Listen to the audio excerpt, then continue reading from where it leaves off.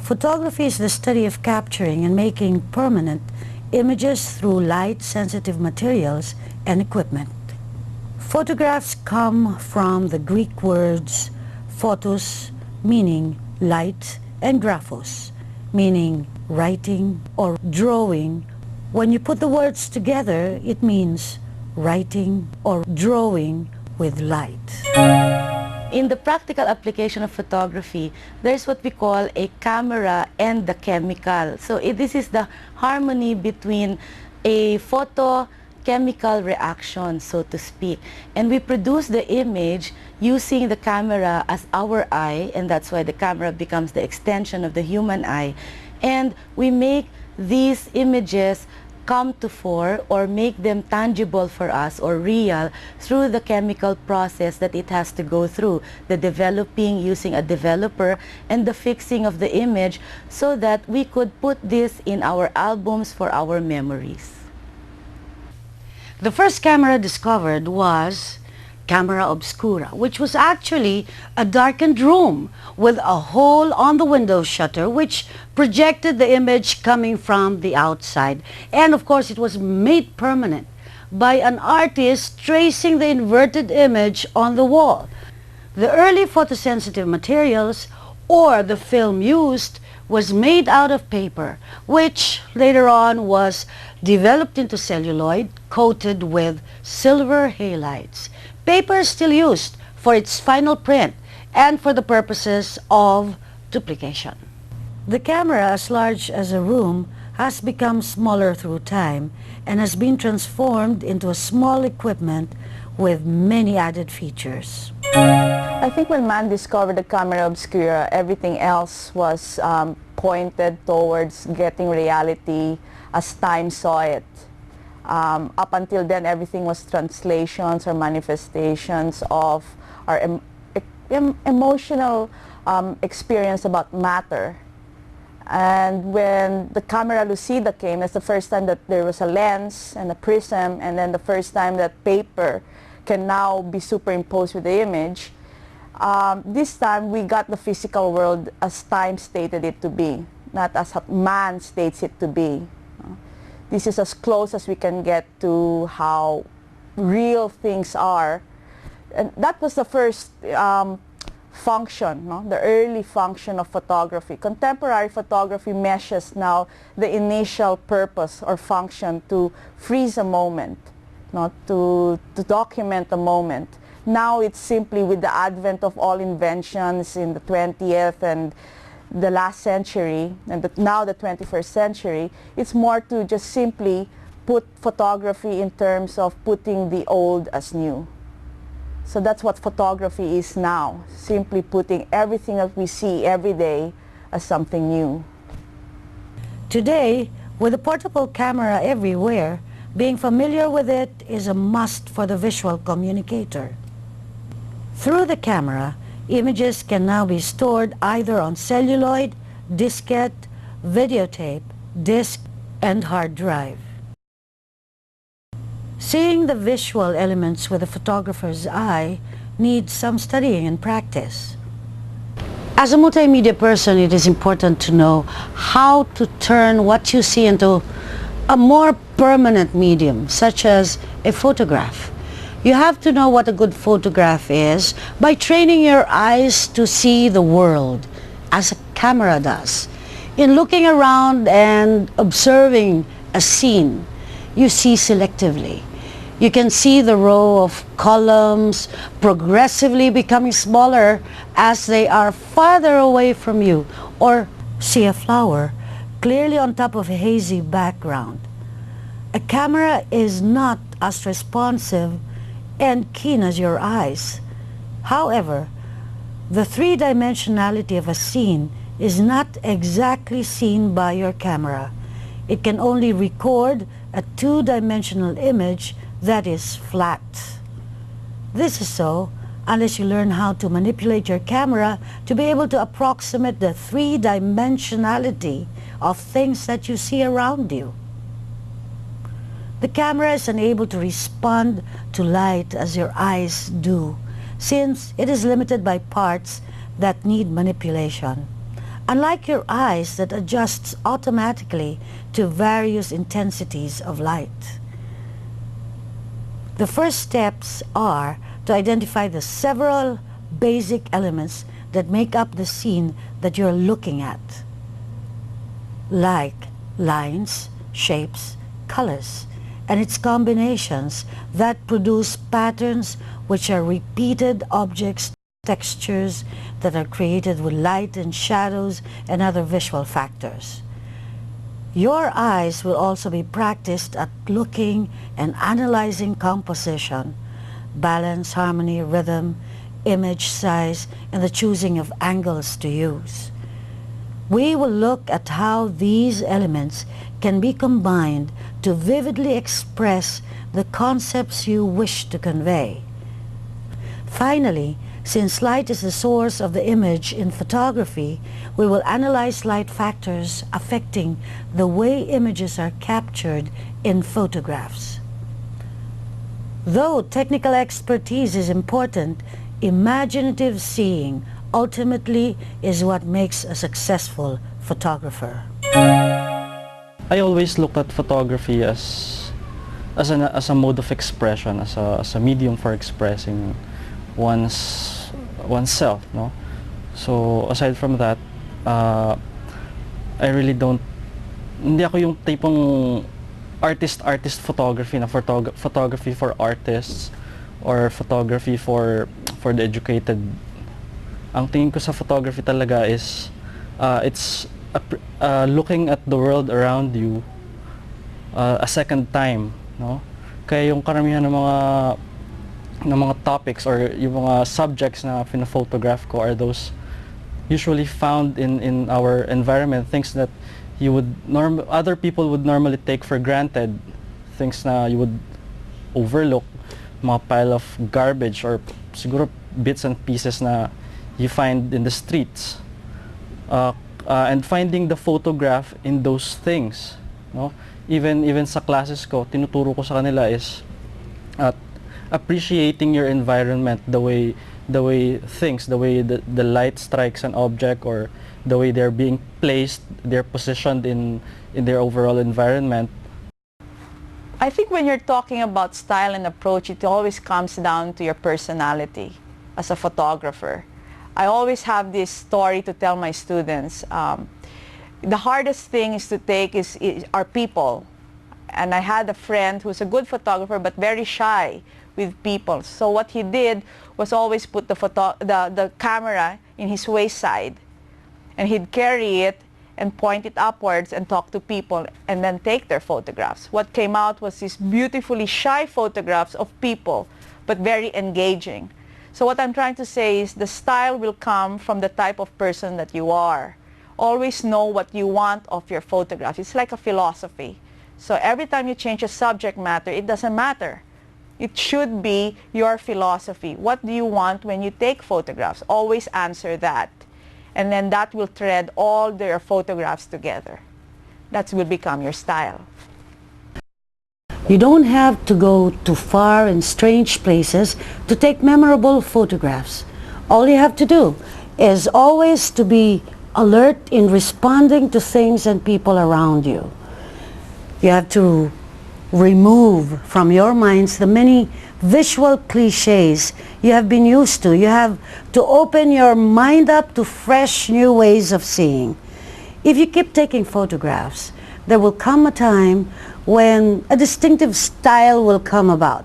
You'll be attracted to certain types of subjects and a distinct choice of techniques. You just have to continue on experimenting with new techniques so you can create your own style. The still camera has the capability to freeze and preserve a split-second image of things happening in this world.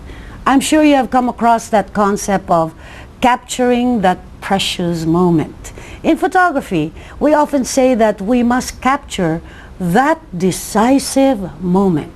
It is releasing the shutter at that moment when all factors come together into a particular moment that expresses so much in such a tiny fraction of a time. So we must always be on our toes to be able to capture that unexpected moment.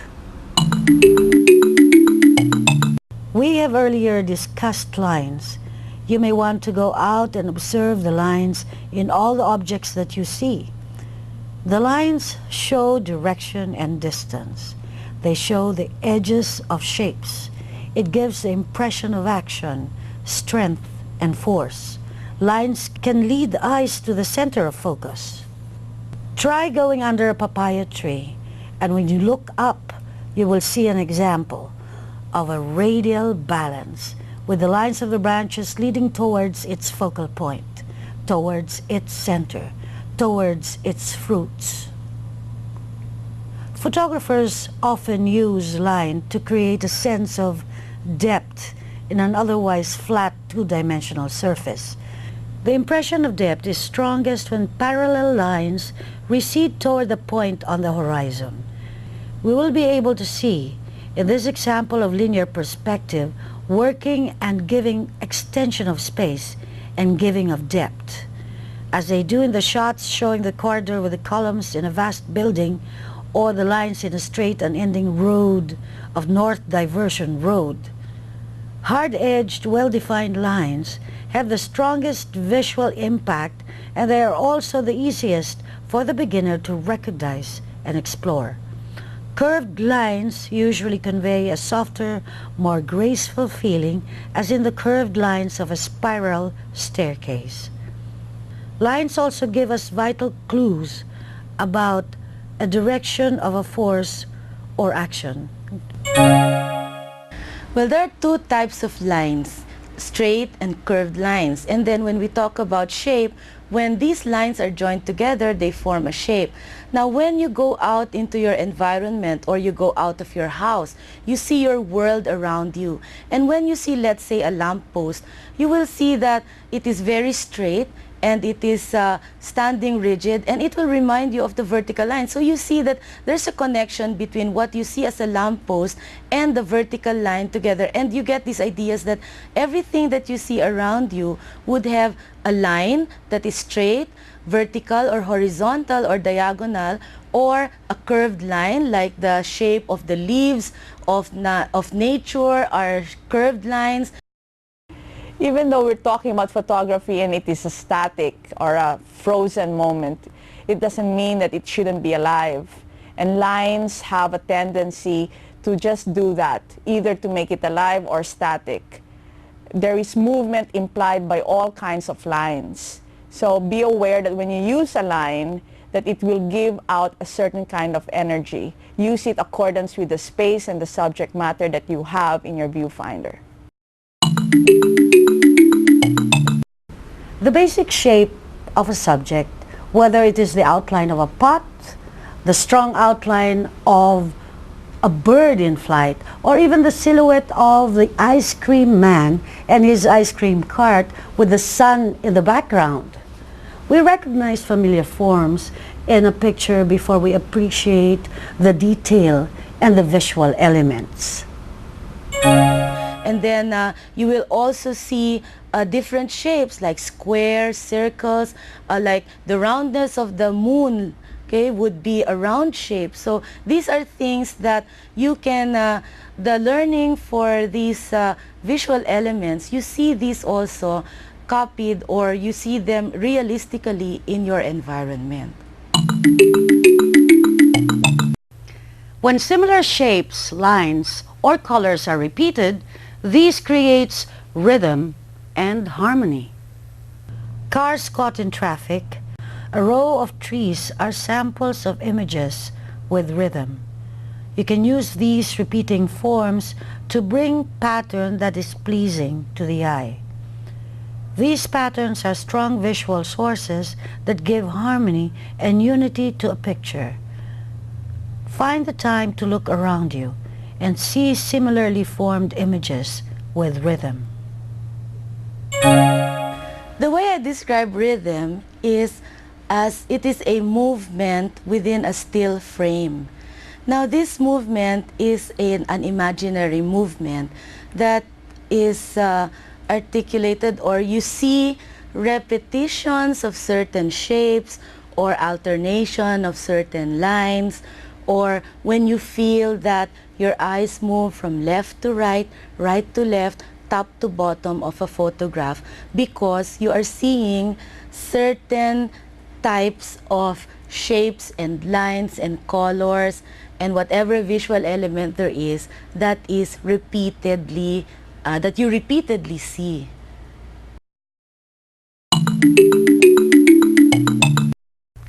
Let's proceed to texture.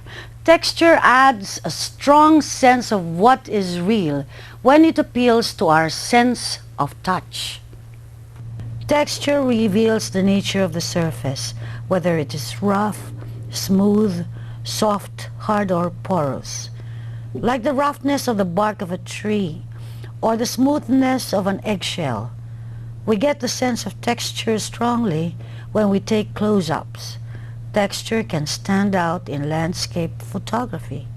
Leaves of the bushes and the trees give an impression of texture, especially when they are lush or abundant.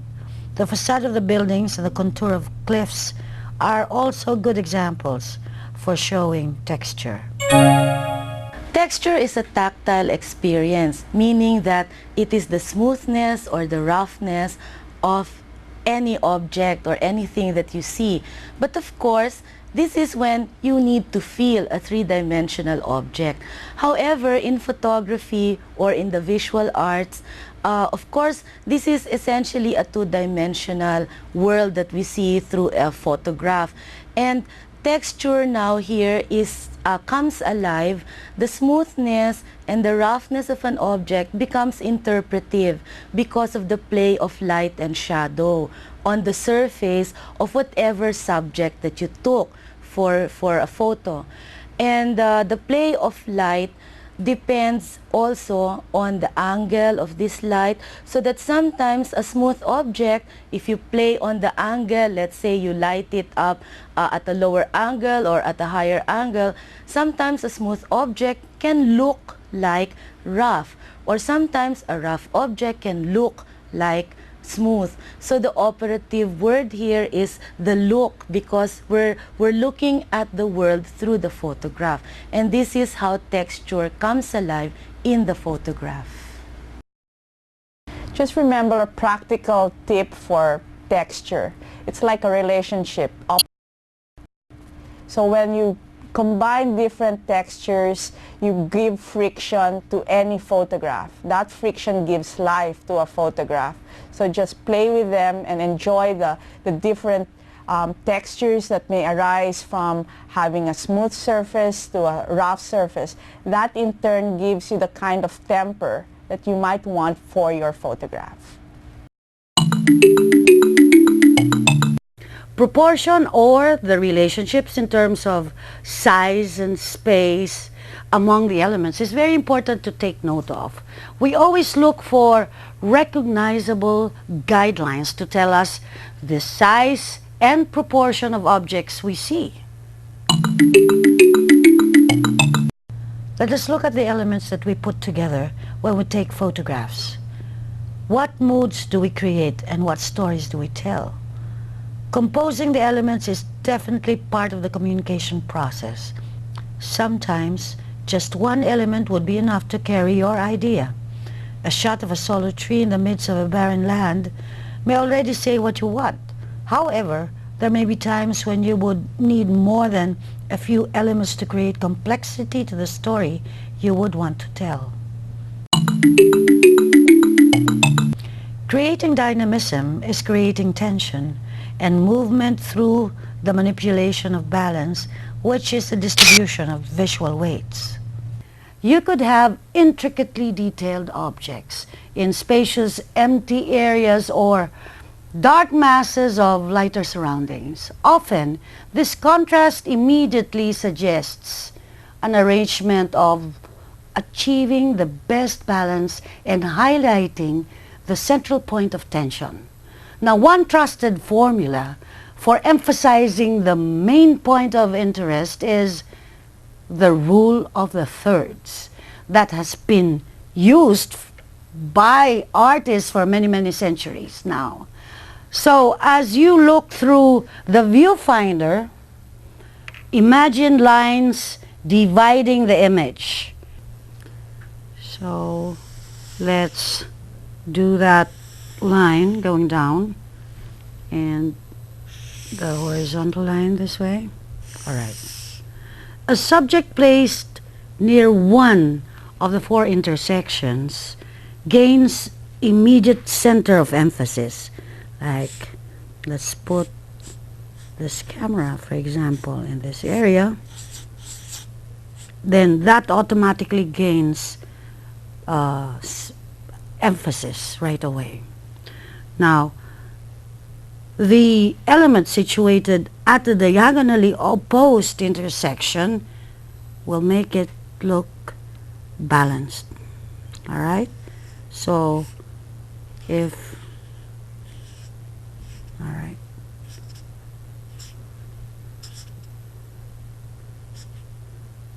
What will happen is this will balance off, right? But if you now use that area, that other intersection for your composition, then that makes a dynamic triangular composition. All right? It will be interesting to divide a scene into pleasing 2/3, or what we call as 1/3 proportion. The rule of thirds is also called the golden mean. It's a misconception to have your subject centered. Why? Because if the subject matter is centered and it's not in, you have a space that is equal on both sides, and the eyes won't go anywhere but leave. But if you put them at 1/3, at any intersection of 1/3, above, horizontal, or vertical, you give enough space to work with your subject matter. What you want are the eyes to ping pong towards the screen or to the view, or to the frame. You want them to keep on moving. You don't want them to leave. So what you do is give an appropriate space in playing accordance with your subject matter. That will only happen if you put your subject matter in any third of the whole frame grid. That's what the golden mean stands for. The rule of thirds is a technique in producing or composing for good photographs. Actually, it's essentially what we call dividing the frame into 3 equal parts, vertically or horizontally. Now, the use of the rule of thirds gives the photograph a certain dynamism, a certain energy, a life. Because what happens here is that you have to put your subject either at 1/3 or 2/3 of the 3 equal portion that you divided. When you divide the frame, you don't put lines physically. You imagine that there are 3 equal parts in your frame. And you put your image or you put your subject at 1/3 or 2/3. Now, what happens here is that the eye, okay, gets a bit uncomfortable in terms of the visual tensions involved. There's a 1/3 or 2/3 blank space, and then there's a 1/3 or 2/3 with your image. And this discomfort, actually, it does not give pain to your eyes, but it gives a certain way for the eyes to move around the photograph. And when the eyes of your viewer or your audience, or even yourself, when you look at your photograph, when the photograph makes your eyes move around it, we say, me as a photographer, I would say that your photograph is alive because of the rule of thirds.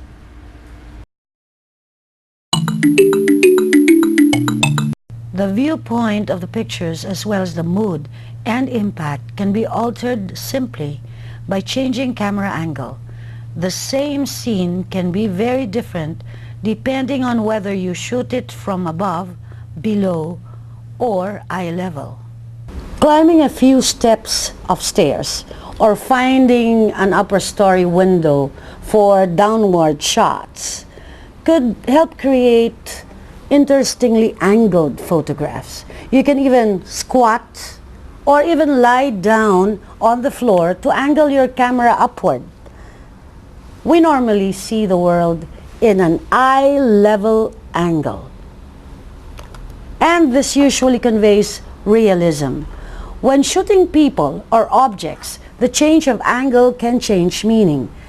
A shot from below make your subject appear to be towering over the viewer, and it could mean this projection of power and dominance. A shot above makes the subject become diminished in importance. In open landscapes, the mood created by shifts in angle can be dramatic. When a scene is shot from a low angle, the horizon in the picture moves downward. This reveals an expanse of sky and emphasizes the spaciousness of the landscape. From a high angle, the horizon is near the top of the scene, and land seems to stretch away endlessly. Changing angle can also mean taking away the clutter and simplifying your shots. By shooting upward, you can isolate the subject against the sky. By shooting downwards, you will be able to eliminate a cluttered background. When I take pictures, and I always also tell this to my students, na dapat malikot ka, hinahanap mo yung anggulo na best na makukuha mo yung image. Kasi I always tell them that the image gives you the greatest challenge. And it's very frustrating that you see something in front of you, and then if you're not explorative enough, you fail for some point, hindi ka talaga makakatulog hanggat hindi mo nakukuha yung best angle. At itong mga angles na to, iba-iba ito. Pwedeng mas mataas ang camera mo para high angle, o pwedeng mababa, low angle, o kaya talagang, talagang you have to look at your subject in all of its sides kung three-dimensional siya. And it's very important na yung what you want to say, yun yung best mare-reflect ng angle na pinili mo. Tapos, huwag kang din masasatisfy na isang picture lang kukunin mo at isang angle. Actually, in photography, a 36 exposure roll is small. Actually, dapat doon, if you really want or love the image, you will really spend a lot of film for that. Kasi nga, you want to explore each and every angle of your image, and then choose the best na i-enlarge mo para dun sa photograph mo. The response of a photographer is far more important the subject matter than itself. That's what we're looking for, the response of you as a photographer. And angles will dictate and indicate what kind of response you have towards what you're looking at. So when you're looking at a person and you want that person to be nearer to you, make sure that you have an angle that will reflect that. So if you're looking down, that's how exactly the photograph will exude, that emotional equivalence, that you're looking down at that person. So make sure that when you are choosing an angle, it is appropriate to the response that you have towards the subject matter. Let's proceed to image size through natural framing and cropping. To get a viewer's attention to a picture, photographers rely on a simple compositional device known as framing. Positioned around the subject, a tree, a door, a window, or even a gap in the fence can create a frame within a picture's frame. This is what we refer to as natural framing. Look for a door, a window, or two pillars or two walls. Framing is not only a highly effective means of directing the eye, it also serves to obscure unattractive foreground or distracting elements. At the same time, a frame can convey a sense of depth and identify the photographer's setting. It's also wise to take note of some words of caution composing the shot. Make sure that the plant at the back of the subject matter will not look like it's growing from the top of his head. The picture frame on the wall should not look like it is on top of the subject's head. And, hopefully, there should not be twigs of trees sprouting from the subject's ears.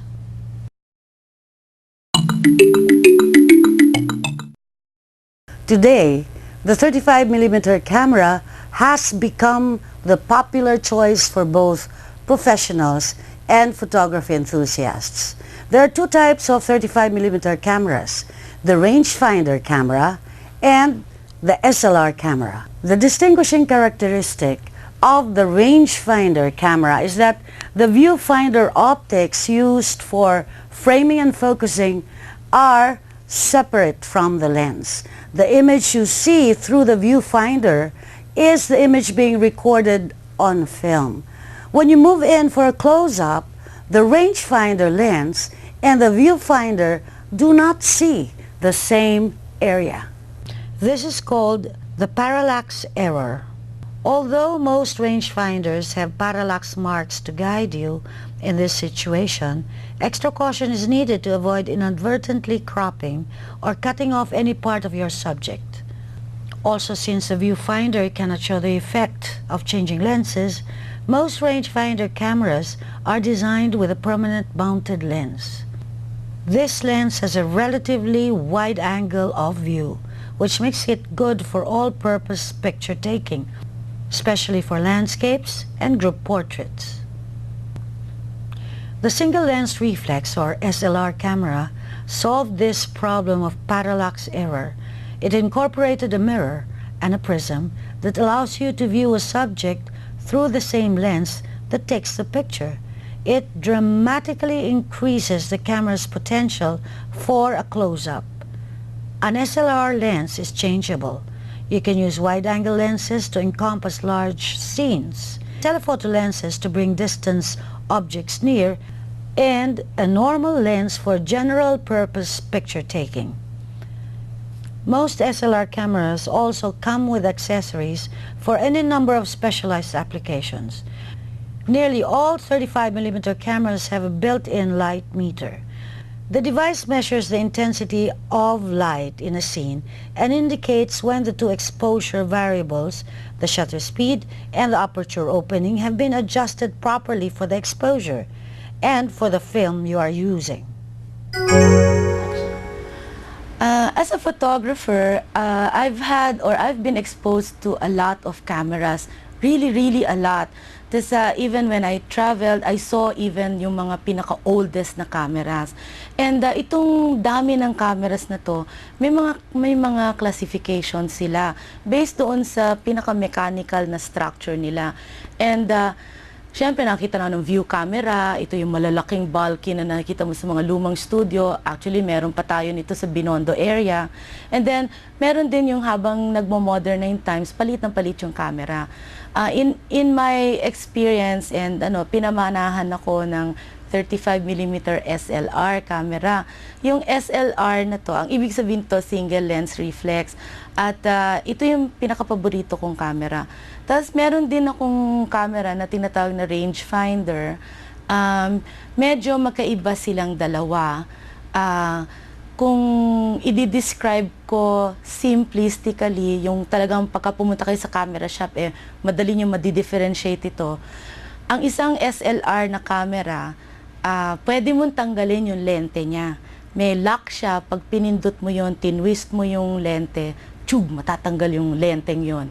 Tapos maibabalik mo rin yung lenteng yon. Pero yung rangefinder, kahit anong gawin mo, hindi mo matatanggal yung lente nun. So, essentially, siguro, masasabi ko yun ang isa sa pinakamadali na differentiation. Yung pangalawa, kung titingin ka or sisilipin mo yung viewfinder. Kasi yung viewfinder ng isang SLR camera, pag sumilip ka sa viewfinder at nakatakip yung lente, ala kang makikita, black lahat. Kasi meron siyang tinatawag na TTL. Yung TTL, ibig sabihin nun, through the lens viewing. Kaya, ang viewfinder niya, through mirrors, various mirrors inside, nakakonect siya sa lente. Kaya pag tinakpan mo yung lens na yun, wala kang makikita. Pag binuksan mo yung lens na yun, may makikita ka. Yung rangefinder, hindi. Kaya nakatakip yung lente, kaya hindi. May nakikita kang image kasi hindi sila konektado. At pag tinignan mo yung harap ng camera, yung sa rangefinder, may makikita kang window din sa harap. Kung ano yung window mo dun sa likod, nakikita mo yung window na yun sa harap. Tapos yung lente niya medyo naka-offset. So, nasa gitna yung lente, nasa isang tabi yung viewfinder. Sa SLR naman, wala kang makikitang viewfinder na pagka nakaharap yung camera sa'yo. Sa likod mo lang siya makikita. No? Tas, isa pa, kung talagang very keen ang iyong mata, pag sumilip ka sa viewfinder ng SLR, may makikita ka doon parang focusing, parang blurred, tapos pagka minanipulate mo yung lente, biglang nagkaklaro yung image. Ito yung focus system niya. Ngayon, pag napansin mo, pagka defocus siya or blurred, para lang siyang malabong salamin or parang frosted glass. No, pero pag sumilip ka sa viewfinder ng rangefinder, ang makikita mo, sa pinakagitna nito, merong kulay gold na bilog or minsan diamond shape. At pagka tinutok mo yung mata mo doon sa maliit na gold na yon na tinted yung viewfinder niya kasi sa gitna lang yon maliit. Pag yun ang tinutukan mo ng titig, pag ang isang image ay blurred or defocused, may makita kang double image, may para siyang ghost image. Yung parang may makatabing malabong, parehong-pareho ng subject mo na nakapatong siya doon sa subject mo mismo. Ngayon, pag minanipulate mo yung focus ring na isang rangefinder, magjo-join yung dalawang image na yun, yung ghost image tsaka yung image ng subject mo, magjo-join yun, magiging isa. Pag wala ka na nakitang ghost image, ang ibig sabihin nun nakafocus. At nagagawa lang yun sa isang rangefinder camera. Ngayon, kaya lang, syempre, like sa akin bilang isang photographer, mas gusto kong gumamit ng SLR kasi mas immediate kung nakikita yung image ko, madali ako mag-focus, hindi na ako kailangan mag-concentrate na maghanap ng mga ghost image, ganon. Tsaka, mas versatile siya dahil pwede kong palit-palitin ang mga lente ko. Kasi iba-iba ang lente dyan eh. Merong normal, may wide angle, may telephoto, pwede ka pang may zoom lens. Yung rangefinder, isa lang ang nakakabit doon. So, ibig sabihin, hindi ka talaga very versatile pagka ginamit mo yon.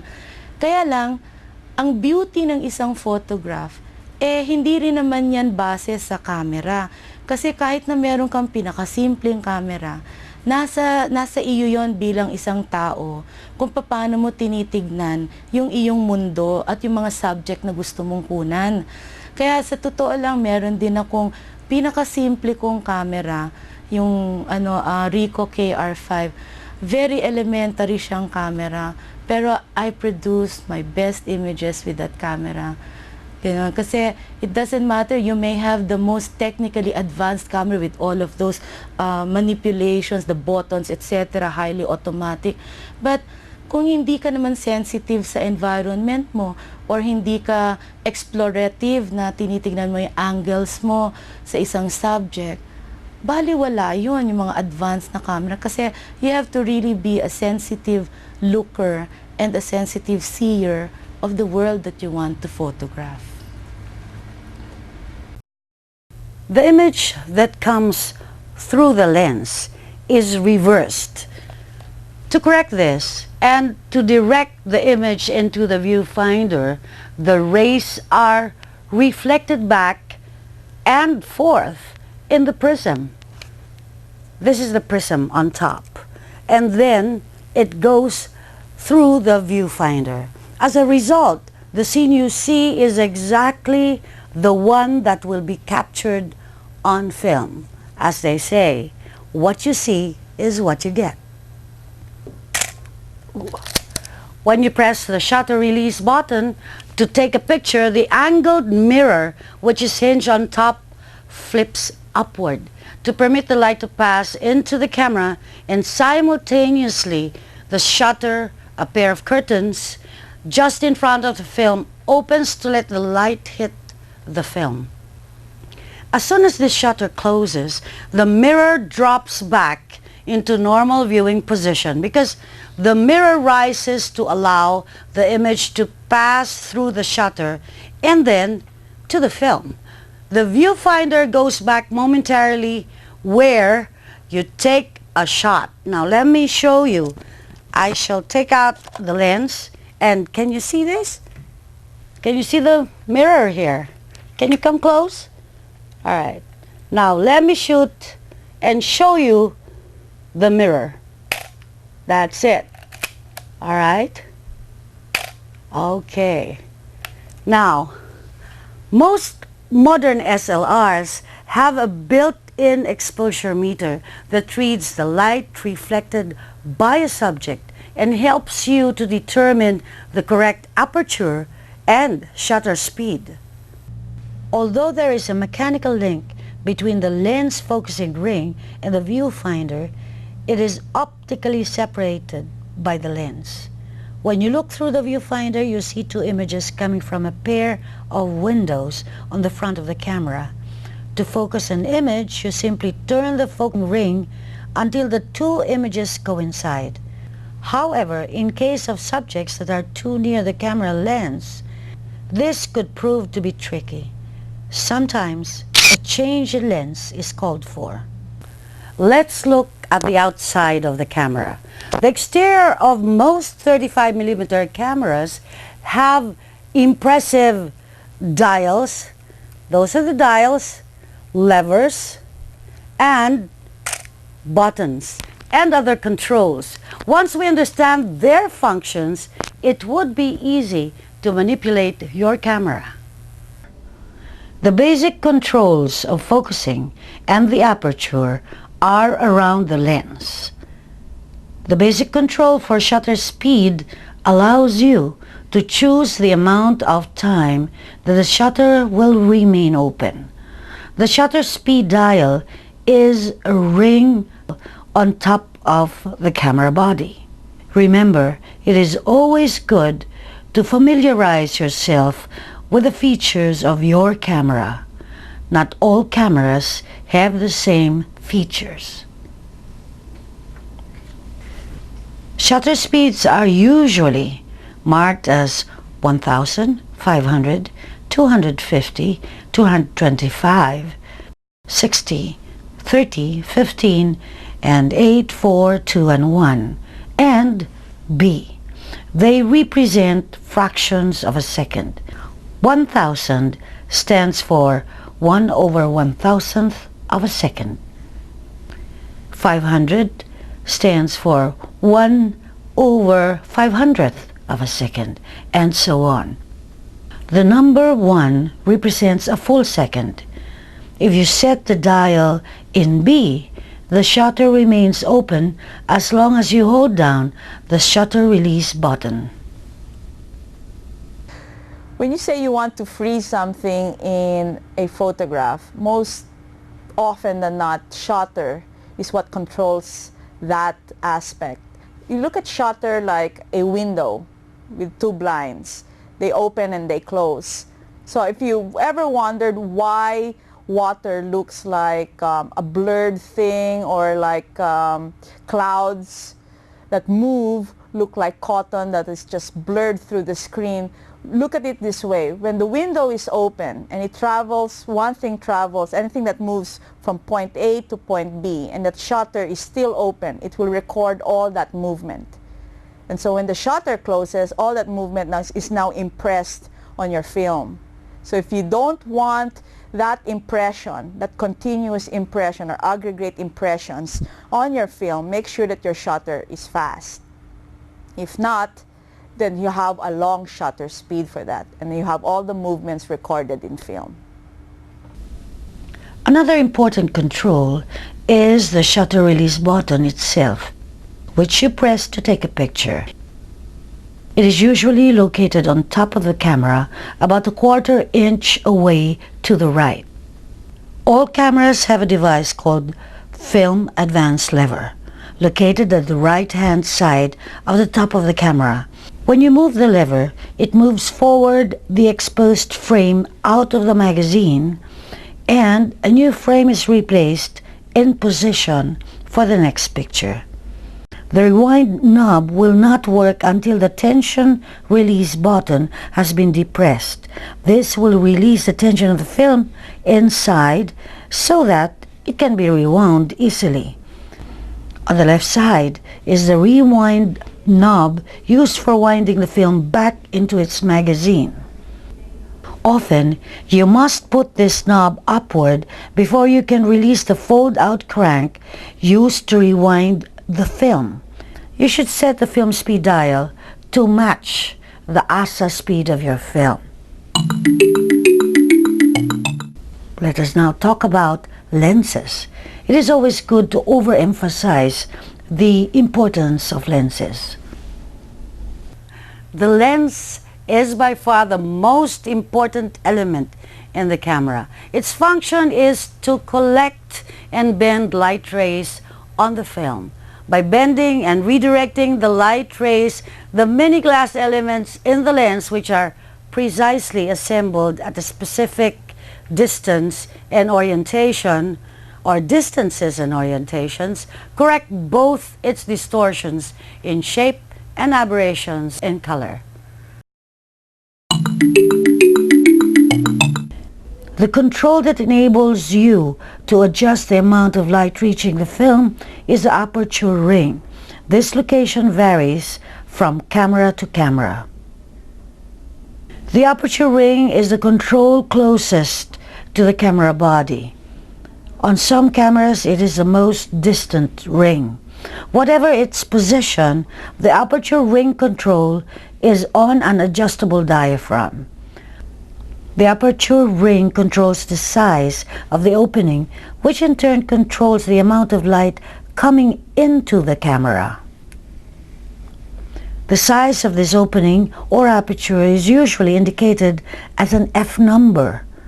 It is usually inscribed as 1.4, 2.8, 5.6, 8, 11, and 16. You have to remember this. The larger the number of the aperture, the smaller the opening, and the smaller the number of the aperture, the larger the opening. Some cameras can carry up to f22 or even f32. The largest aperture varies, but on the most current models, it is at least 2.8, but it can go down to as large as 1.2. The telephoto lens has a focal length longer than that of a normal lens, and it can enlarge the subject in the same way that the telescope does. The longer the focal length of the lens, the larger the degree of magnification. I think I have used the word focal length a couple of times, so let me define it. Focal length is the distance between the film and the middle of the lens when the lens is focused at infinity. The lens angle of view becomes narrower and the depth of field becomes shallower. Although it takes more careful focusing necessary, the shallow depth of field is great for blurring distracting foregrounds and backgrounds. When you wish to encompass more of a scene than would be possible with your normal lens, a wide-angle lens would be appropriate.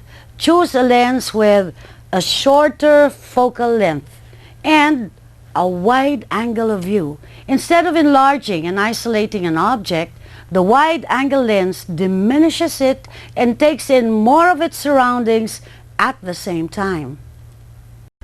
Instead of enlarging and isolating an object, the wide-angle lens diminishes it and takes in more of its surroundings at the same time. Wide-angle lens greatly increases the depth of field so that you don't need to be concerned about sharpness unless your subject is very close to the camera. As you can see here, we have the telephoto lens. This is 135 millimeter, it says there. It's printed there. And this is the wide-angle lens. Can you see this? All right. And this is 24 millimeter wide-angle lens. And of course, the 50 millimeter lens is attached. And this is the normal lens. Now, as you can see, there's one focal length for one lens. So instead of being limited to just one focal length per lens, a zoom lens has movable optical elements, and that can be your choice. So That makes it possible to have a whole range of focal length. In addition to the standard focusing and aperture controls, zoom lenses have a third ring for adjusting focal length. As you turn this ring, the image of your subject becomes larger or smaller. Zoom lenses are available in a variety of focal length ranges. The telephoto range offers focal length from 70 to 80 millimeters up to 200 millimeters or even much more, while the wide-angle range is from 35 to 26 millimeters or even less. All you need to do is slowly turn the focal length control and reach the image's desired size. Let us discuss focal length again. The focal length of a lens is an optical measurement that determines the degree of magnification in the area of view. The measurements of lens on the most compact range finders has a focal length of between 35 to 45 millimeter, whereas SLR normal lenses have a focal length between 50 and 55. Regarding sa lenses naman, parang medyo ano yan it's really a very subjective decision regarding whether you want to use a wide angle lens or a telephoto lens. Pero ang basic ano ng lenses is the normal lens ranging 35 millimeters up to 58 millimeters. Depende sa brand, no? Some brands would say na ang normal lens nila is 35 millimeters. Other brands, ang standard normal lens nila would be 50 to 55 millimeters, and other brands would be nasa range ng 55 to 58. No? So depende yun sa brands pa rin. Pero yung normal lens na tinatawag, the normal lens tries to capture yung periphery ng vision natin. No? Yung proportions ng scene are very much lifelike or real. No? Whereas ang wide angle lenses, ang ano niya, ang purpose niya is to expand or extend that periphery of vision. Kung ang periphery of vision natin is, let's say, 290 degrees, ang ginagawa ng wide angle lenses is to extend that vision laterally, no? Pinapa-extend niya pa, ginagawa niyang 300 degrees to 330 degrees. Yun ang wide angle lenses. Yung tinatawag naman na fisheye lenses is that's 16 millimeters. Depende rin sa brand. Some are 16, some 14, and some 18. Ang ginagawa naman ng fisheye is to extend it further. No? Kung meron tayong 360, ang ginagawa ng fisheye, in-extend pa niya to over 360. Umaabot siya ng 380 to 400 degrees. So, nasa likod na natin yun. Kung ano natin sa tenga natin, nasa may bandang likod yun, capture pa rin niya. No? Kaya meron kang makikitang distortion na pabilog. Yung telephoto naman, ang telephoto range na tinatawag sa pag sinabi mong telephoto, it goes beyond the normal lens. Pag lumampas ka ng 70 millimeters, you consider telephoto. Regardless kung umabot pa siya ng 1,000 millimeters or maski sabihin natin 70 millimeters lang siya, telephoto na lahat yon, no? Meron lang silang distinction as being extreme telephoto or extreme telephoto or extreme pa. Pero sa ang panuntunan doon or sa lenses, ang main purpose ng telephoto lens talaga, if you were to ask me, the telephoto lens, ang general effect na why you want to use them, because you want to isolate your subject from the rest, no? Tapos ang wide angle naman because you want to include or to blend your subject with all the rest, no? So parang the telephoto lens isolates and the wide angle lenses blends, no? Parang sabi nga ni I remember yung ni Marilu, sabi niya about the lenses, Marilu Diaz-Abaya, sabi niya, if you want to flatter, you use a wide angle lens, no? You want to flatter your subject or your model. Pag kumukuha ka ng pelikula, you use a wide lens kasi masyadong malayo. Hindi mo makikita yung detail. Pero if you want to to really parang to insult, you use a telephoto lens and give your subject siguro a shot of the nose lang.